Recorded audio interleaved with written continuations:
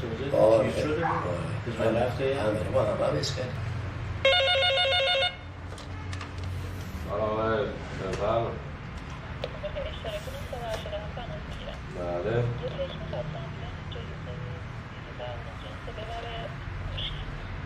گوشت چه هستن؟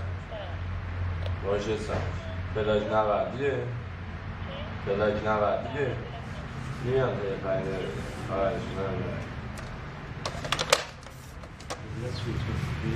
بردش هایست آقا مرزی بله نوشنو بله بله موضوع خدا باش سلام خدا بله بلاک نورد تو کار خونه یه کوش به چه هستن؟ باشه ساعت نظر خدا باش یه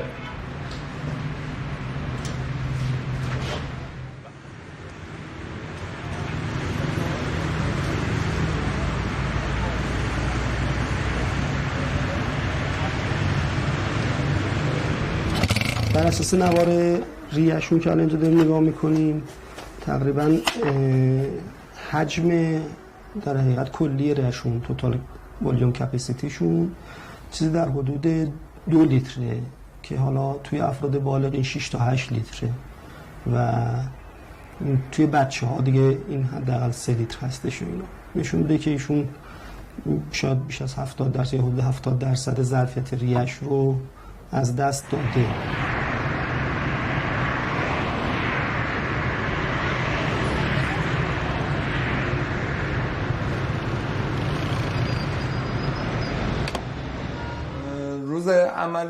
روز دوم که دیگه اینا خسته میشن، یعنی نزدیکای ظهر که بشه دیگه خسته میشن چون شب قبلش عملیات بوده دیگه، میان دنبال اینا رو میارندش و عقب که نیروها رو جابجا کنن. ایشونا که میارندش خط دوم، ما که میارم خط اول، ایشون میاد خط دوم. ما خلاصه هواپیمای عراقی میان خط دوم بمبارون میکنن، هم بمبارون شیمیایی میکنن هم بمبارون جنگی.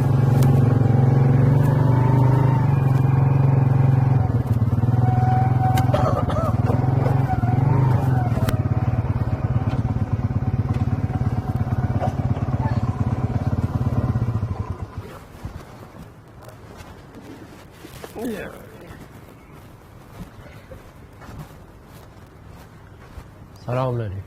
سلام. چقدر شد آقا؟ قابل 5. خدا برچ. دستم دادم. خدا برچ.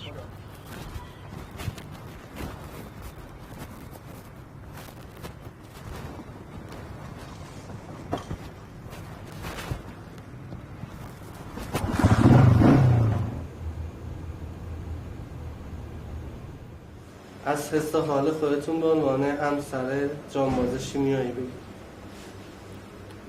حس حال خب وقتی که آدم بتونه خدمت بکنه به یکی که برای مملکتش خدمت کرده، افتخار بزرگه. چه حس آدم تونه داشته باشه؟ حس خوشحالی، حس افتخار. از شبها و سرفه های جانبازی شبها مثل لالایی شده دیگه، سرفه هاش، نفساش یه وقت که نباشه آدم با یه چیزی گم کرده. مثل حالا که مثلا برای تو زندگی احتیاج باشه، آدم به چیزی نیاز داشته باشه، همین شده که آدم میگن، یکی میگه اگه نباشه نیست. حالا همینه، ما دیگه عادت کردیم دیگه، چیز شده است که برامون جا افتاده است. بعد آقا مجید و امثال ایشون توی جبهه جنگیدن که مردم در رفاه ها سایش باشن و مورد ظلم و ناعدالتی قرار نگیرن. آیا الان همینطوره؟ الان مردم راحتن؟ نه. حقی که داشتن این نبوده. ببین اینا یه سری عقیده های خاص خودشون رفتن، به خاطر عقاید خودشون رفتن. الان همه که هر چیز زجر میکشن و عقاید خودشون هستن. ولی ما اون انتظاری که داشتیم نیست. یکیش ناعدالت یا حالا اینا شهیدای زنده هم. ولی بودن کسایی که جونشون از دست دادن. اینا برای یه سری از مسائلی رفتن که الان جاش نیست. شب فرا میرسد و یادگاری های جنگ باز هم امان آقا مجید را میبرد. حالا این سرفه ها لالای شبهای خانواده شده است. در نسکافه درست میکنیم؟ نسکافه ما شده دارو گیاهی. چه کار کنیم؟ اگه اینا رو درست نکنیم که دیگه شبا هیچی. باز حتی اول اینا یکم شبا بهتر نفس میکشه، خوابش راحت تر میشه. انشاءالله که خدا خودش شفا بده.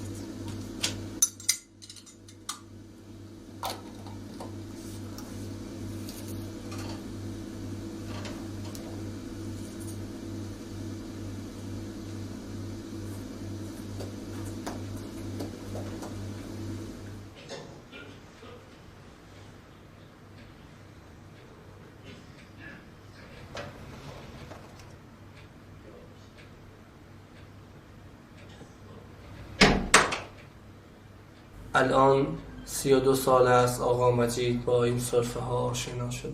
خب شوری آشنایی ما با آقا مجید مرادی از زمان جنگ تو لشکر امام حسین اردوگاه شهید عرب بود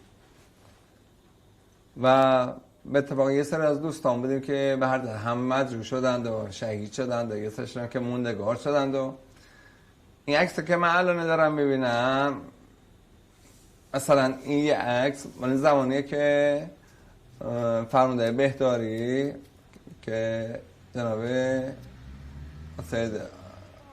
آقا سید انصارالحسین بودن که اومدن مسئله بهداری شدند و خلاصه به جایی نخورد و عملیات پاتک فاب ایشون شهید شدن. من الان دارم نگاه میکنم یاد اون زمان افتادم.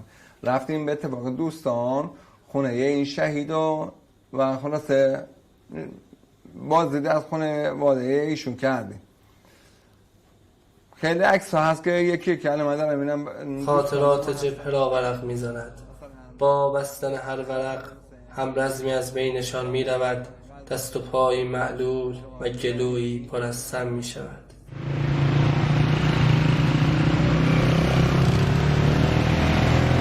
روزهایی بعد از عملیات کربلای 5، پرهزینه ترین و پرتلفات ترین عملیات جنگ که آغازی بر پایان جنگ ایران قرار.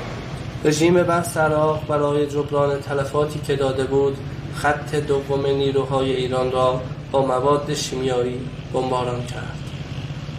بمب‌های سمی از آسمان به زمین می آمد و سینه‌های پاک امدادگران بی‌دفاع را تصرف می کرد. مجید جوان 20 ساله‌ای که نفس‌هایش را در 5مین کربلای جبهه جا گذاشت. مجید مرادی متولد 1348 است. این پیکر ما اینجا راه اندازی کردیم که چند نفر بیان استفاده کنیم. آخر ماه زندگی که مردمی دست خود جنگ بود که جنگ نابرابری بود. 72 ملت بر برابری ایران. اینا 72 تا کشور دارن تجهیزش میکنن. خب ما امکاناتمون کم، تجهیزات که باید داشته باشیم. ما که نمیخوام باز کنیم که وسایل بازمون فراهم بشه که جنگ هم که امکانات که گذاشتن براش، مثلا پیشا پا افتاده با سر دستی، خب بل طبعا مثلا ما باید امکان ها لباسی مثلا ضد شیمیایی ما ماکسامون هیچ کدی ماش استاندارد نبود. کارخونه ها و نمیدونم به این ماشین ها و به این خودروسازا میگه که استاندارد سازی کنین که اینقدر آلودگی نباشه. خب اینم یه صفحه جنگ، با اینم جنگی. در خصوص رفتن نرفتن میگم اون دست خدا. اون وقتی که طرف به این وضعیت من خودم که وقتی یوم میشینم مرور میکنم میگم شاید مثلا ما باید باشیم تا سند جنگو به آیندگان ارائه بدیم.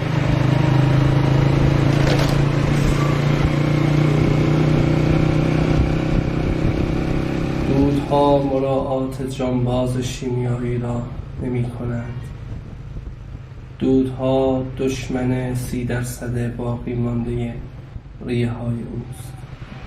بیشتر شهرهای بزرگ کشور با معضل آلودگی روبرو هستند. اصفهان کلان شهری که گاه گاه در آلودگی از تهران نیز جلو می‌زند. در دی ماه سال گذشته شاخص آلودگی هوا در اصفهان به مرز 200 یعنی وضعیت بنفش رسید. وضعیت بنفش نیست که ما شنفتیم تو سیستم هواشناسی، اینم خیابون بزرگ می پل بزرگ میریم تابلوهای سازمان محیط زیست زده میدونیم که خطرناک است. حالا به هر حال مونوکسید گازایی که در لحظه وسایل آلاینده داره مصرف میشه، وضعیت بنفش ما تا این حدش اطلاع دارم باشون. ناسالم برای عموم مردم و پرخطر برای ریه های آسیبی.